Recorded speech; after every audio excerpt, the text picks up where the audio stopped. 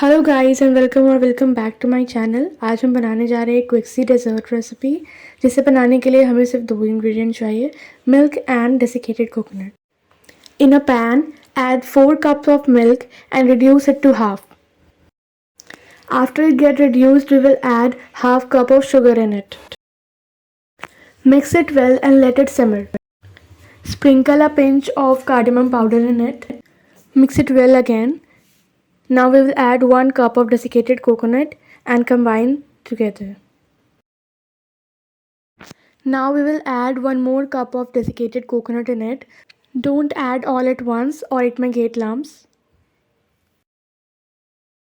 Once it starts combining, turn the flame off and take it out in a greased plate. Spread the mixture evenly and then we'll keep it in the fridge for around 30 minutes.